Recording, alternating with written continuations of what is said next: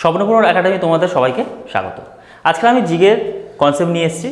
দেখো জিকে কি বলছে, এখানে বলছে রাইথু বন্ধু প্রকল্পটি কোন রাজ্য সরকার দ্বারা ঘোষিত একটি অভিনব প্রকল্প।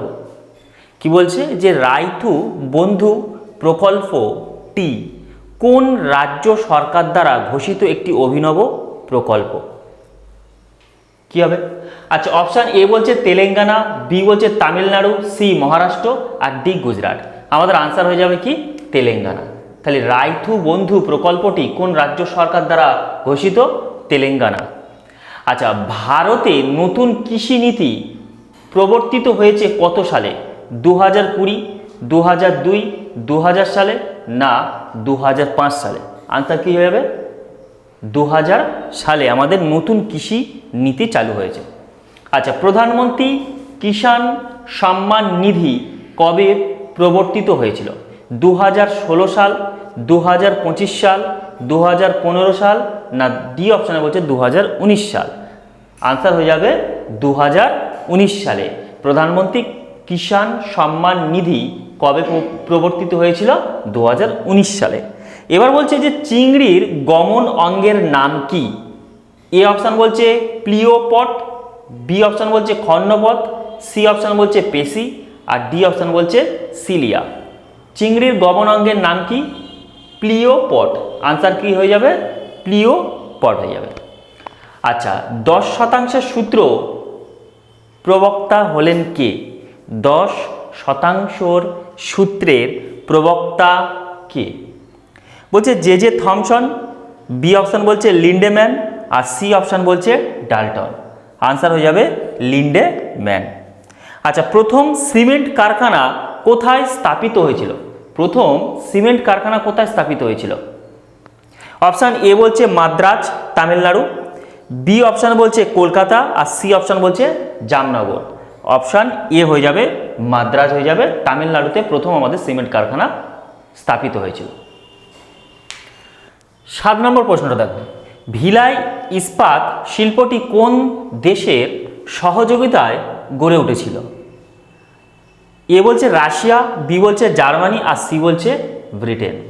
তো কোন দেশের সহযোগিতায় ভিলাই ইস্পাত শিল্পটি গড়ে উঠেছিল? আচ্ছা, আমরা জানি যে রাশিয়ার সহযোগিতায় ভিলাই ইস্পাত কারখানাটি গড়ে উঠেছিল। আচ্ছা, তারপর বলছে যে হাইকোর্টের রিট জারির ক্ষমতা কত নম্বর ধারা দিয়ে দেওয়া হয়েছে সংবিধানে? 222 নম্বর ধারা, 226 নম্বর ধারা আর 214 নম্বর ধারায়। তো কোন নম্বর ধারায়, সংবিধানের কত নম্বর ধারায় হাইকোর্ট রিট জারি করতে পারে? 226 নম্বর ধারাতে হাইকোর্ট রিট জারি করতে পারে। আচ্ছা, রাজ্যের অর্থ বিল সংবিধানের কত নম্বর ধারায় উল্লেখ আছে? যে রাজ্য সরকারের যে অর্থ বিল, তো সংবিধানের কত নম্বর ধারায় উল্লেখ আছে? 280 নম্বর ধারা বা 280 নং ধারা, বি অপশানে বলছে 199 নং ধারা আর সি অপশান বলছে 170 নং ধারাতে। কত নম্বর ধারাতে বলছে? আমরা জানি যে 280 নং ধারাতে অর্থ কমিশন সম্পর্কে বলা আছে। এটা অর্থ কমিশন সম্পর্কে বলে দিয়েছে, অর্থ কমিশন সম্পর্কে বলে দিয়েছে সংবিধানের কত নম্বর ধারায়? 280 নম্বর ধারাতে। আচ্ছা, তারপর 170 নম্বর ধারা বা 170 নং ধারাতে বলছে বিধানসভার গঠনের কথা বলা হয়েছে। তাহলে আমাদের আনসার কি হয়ে যাবে? 199 নং ধারাতে কি বলেছে? রাজ্যের অর্থ বিলের কথা বলা হয়েছে। তাহলে 280 নম্বর ধারা অর্থ কমিশন সম্পর্কে বলা হয়েছে, 170 নম্বর ধারা বিধানসভার গঠনের কথা বলা হয়েছে, আর 199 নম্বর ধারাতে কি বলছে? যে রাজ্যের অর্থ বিল সম্পর্কে বলা হয়েছে। তারপর কি বলছে দেখো, বলছে সংবিধানে কেন্দ্রীয় তালিকায় কতগুলি বিষয় বর্তমানে রয়েছে? কেন্দ্রীয় তালিকা, রাজ্য তালিকা, যুগ্ম তালিকা যেমন থাকে ঠিক তেমনই বলছে যে সংবিধানের কেন্দ্রীয় তালিকায় কতগুলি বিষয় বর্তমানে রয়েছে। তো আমরা জানি 98টি বিষয় কেন্দ্রীয় তালিকায় রয়েছে। আর রাজ্য তালিকায় আছে 59টি, এটা হচ্ছে রাজ্য তালিকা, আর যুগ্ম তালিকা হচ্ছে 52টি। তাহলে যদি বলা হয় যে তোমাদের কেন্দ্রীয় তালিকা 98, রাজ্য তালিকা 59 আর যুগ্ম তালিকা 52, 52। আচ্ছা, কততম সংবিধান সংশোধনীতে অ্যাংলো ইন্ডিয়ানদের জন্য লোকসভার সংরক্ষিত আসন সংখ্যা বাতিল করা হয়েছে? আমরা জানি যে রাষ্ট্রপতির দ্বারা লোকসভায় 2 জন বিদেশি নিয়োগ করা হয় যারা অ্যাংলো ইন্ডিয়ান, তাদেরকে নিয়োগ করা হয়, কিন্তু সেই প্রথাটা তুলে দেওয়া হয়েছে সংবিধানের কত নম্বর ধারাতে বা সংশোধনীতে এটা করা হয়েছে? অ্যাংলো ইন্ডিয়ানদের যে 2টো সংরক্ষিত আসন ছিল সেটা তুলে দেওয়া হয়েছে। বলছে 61তম। আমরা জানি যে 61তম সংবিধান সংশোধনীতে কি করা হয়েছে?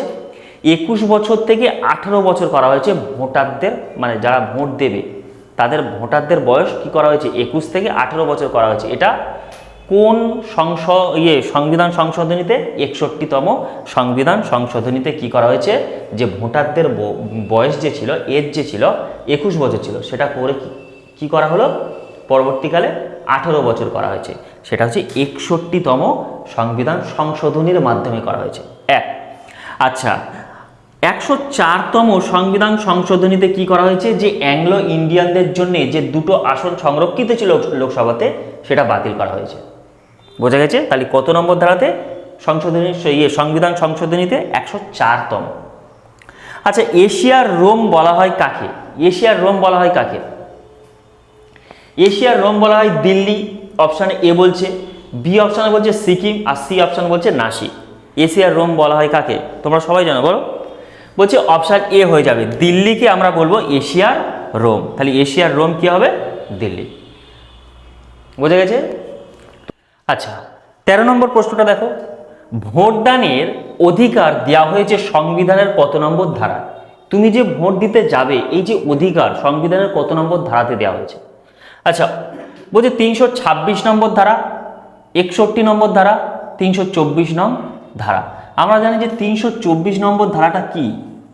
এখানে বলছে নির্বাচন কমিশনার সম্পর্কে বলেছে। আমরা জানি এটা হচ্ছে নির্বাচন কমিশনার সম্পর্কে বলা হয়েছে 324 নম্বর ধারা।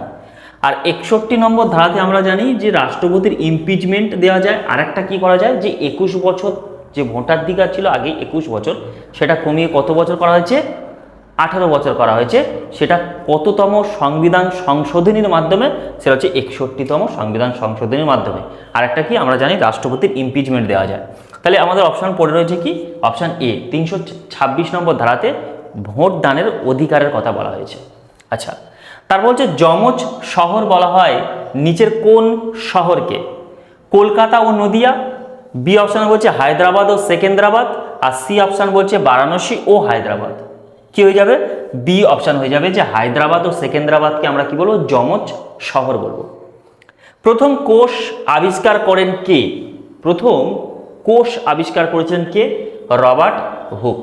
তাহলে প্রথম কোষ আবিষ্কার করেছিলেন আমরা জানি যে রবার্ট হুক। আর ওয়েগনার কি করেছিল? যে নিউক্লিয়াস আছে, নিউক্লিয়াসের মধ্যে একটা কি নিউক্লিওলাস আছে, তার আবিষ্কার করেছিল। আচ্ছা, প্রথম চিনি কল স্থাপিত হয় কোন রাজ্যে? পশ্চিমবঙ্গ, বিহার, উত্তরপ্রদেশ। কি করবে? বিহার করবে, বিহার। অপশান সি, বিহারে প্রথম চিনির কল স্থাপন হয়েছিল বা স্থাপিত হয়েছিল। আচ্ছা, ইউগ্লিনার গমন অঙ্গের নাম কি? এ অপশান বলছে ফ্লাজেলা, বি অপশান বলছে সিলিয়া, আর সি অপশান বলছে পেশি। আমরা জানি ইউগ্লিনার গমন অঙ্গের নাম হচ্ছে ফ্লাজেলা। কি? Flagella, flagella. A option, option কি হয়ে যাবে? ফ্লাজেলা হয়ে যাবে আমাদের আনসার। ঠিক আছে, তো আজকের এই পর্যন্ত। তোমাদের যদি ভিডিওটা ভালো লাগে তো বন্ধুদের কাছে শেয়ার করবে। চলো, আচ্ছা।